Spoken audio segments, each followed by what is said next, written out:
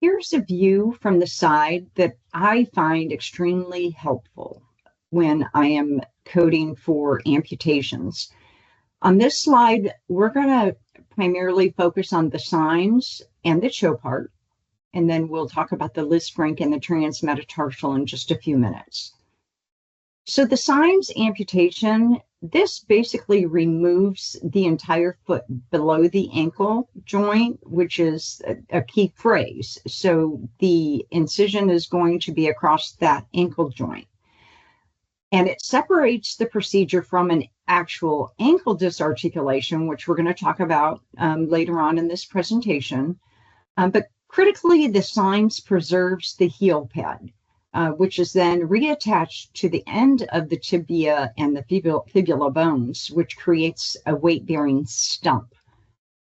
So essentially, this image that I just brought in, they do that cut across the tib-fib, but then they're going to take the heel pad and they're going to bring it around and they're going to reattach it up here so that the patient has that for that weight-bearing stump.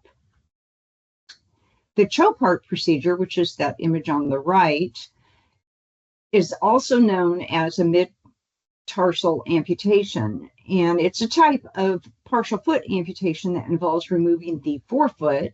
They're going to remove the forefoot here at the level of the transverse tarsal joint. And then the entire, they'll preserve the entire hind foot, the talus and the calcaneus is preserved, along with the heel pad and the ankle function.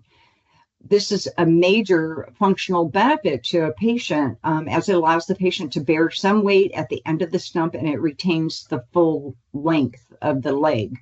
Whereas with the signs, they're taking off a portion of that.